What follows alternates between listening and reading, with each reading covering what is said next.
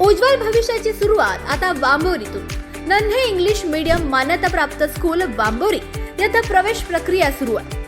आपल्या पाल्याला दर्जेदार इंग्रजी शिक्षणाची सुवर्ण संधी. तसंच संस्थेत शिक्षक भरती सुरू असून अनुभवी उमेदवारांना विशेष प्राधान्य. कर्मचाऱ्यांच्या मुलांना मोफत शिक्षण. संस्थेत ड्रायव्हर भरतीही सुरू आहे. गाडी सोबत आल्यास अधिक प्राधान्य. कामासाठी जोडपा हवाय. राहण्याची मोफत आणि उत्तम सुविधा. आजच संपर्क करा. संपर्क क्रमांक 91 58 59 69 09 आणि दुसरा संपर्क क्रमांक 78 75 49 89 15. नन्हे इंग्लिश मीडियम स्कूल वांबोरी. शिक्षण, संस्कार आणि उज्ज्वल भविष्याचा अतूट विश्वास.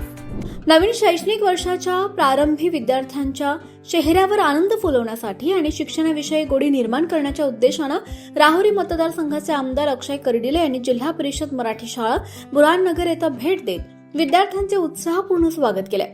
शाळेच्या पहिल्याच दिवशी प्रथमच शाळेत प्रवेश घेणाऱ्या चिमुकल्या विद्यार्थ्यांना वह्या, पुस्तकं आणि शालेय साहित्याचं वाटप करण्यात आलं. तसंच फुलांची उधळण करून आणि टाळ्यांच्या गजरात त्यांचं स्वागत करण्यात आलं. यावेळी शाळा परिसरात आनंददायी आणि उत्साहाचं वातावरण निर्माण झालं होतं. कार्यक्रमादरम्यान विद्यार्थ्यांच्या चेहऱ्यावरील निरागस आनंद आणि पालकांचा उत्साह पाहण्यासारखा होता. शिक्षणाच्या प्रवासाची सुरुवात सकारात्मक वातावरणात व्हावी आणि विद्यार्थ्यांमध्ये शाळेबद्दल आत्मीयता निर्माण व्हावी यासाठी हा उपक्रम राबवण्यात आलाय. यावेळी मुख्याध्यापक, शिक्षक वृंद, पालक तसंच ग्रामस्थ मोठ्या संख्येने उपस्थित होते. यावेळी आमदार अक्षय कर्डिले म्हणाले की आजची ही चिमुकली उद्याचा भारत घडवणार आहेत. शिक्षण हेच यशाचं आणि प्रगतीचं सर्वात प्रभावी साधन आहे. प्रत्येक विद्यार्थ्यांना मोठी स्वप्न पाहावीत, मेहनतीने अभ्यास करावा आणि आपल्या आई वडिलांसह गावाचं नाव देखील उज्ज्वल करावं. विद्यार्थ्यांच्या शिक्षणासाठी आवश्यक असणाऱ्या सुविधा उपलब्ध करून देण्यासाठी आम्ही कायम कटिबद्ध आहोत, असं देखील कर्डिले म्हणाले. असल्या कारणाने साहेबांचं विशेष प्रेम आणि लक्ष आपल्या शाळेवरती वेळोवेळी असायचं. वेळोवेळी आपल्याला ते मार्गदर्शन करायचं. विद्यार्थ्यांची संख्या या नवीन युगामध्ये कशी वाढली पाहिजे यांचं देखील वेळोवेळी आपल्याला त्यांची सूचना असायच्या. आणि नित्यनेमाने 15 ऑगस्ट असेल, 26 जानेवारी असेल व कधी जर आपल्या शाळेने कुठला कार्यक्रम आयोजित केला तर साहेब 100% हजेरी लावत असायची. आणि एक चांगल्या प्रकारे आज शाळा आपली चालू आहे. बाहेर जर आपण परिस्थिती पाहिली की जिल्हा परिषद आणि प्राथमिक शाळेमध्ये परिस्थिती अशी झाली की बोटावर मोजणे इतके विद्यार्थी राहिलेत. पण मला अतिशय आनंद आणि अभिमान वाटतो की आपल्या शाळेची परिस्थिती अशी आहे की इथं बसायला सगळ्यात जागा नाही, असा हा मोठा आनंद वाटतो. कारण की याच्या पाठीमागं सर्व शिक्षकांचं चांगल्या प्रकारे लक्ष देणं, चांगला रिझल्ट आणि विद्यार्थी जरी बाहेर शाळेमध्ये शिकत असले तर मला बऱ्याच गोष्टी जाणवलं की आपल्या शाळेत शिकले, परत बाहेर शिकले आणि परत आपल्या शाळेत यायची वेळ आलेली आहे. सर्व महिला शिक्षिका आहेत. मला असं वाटतं पुरुष एकच आहे.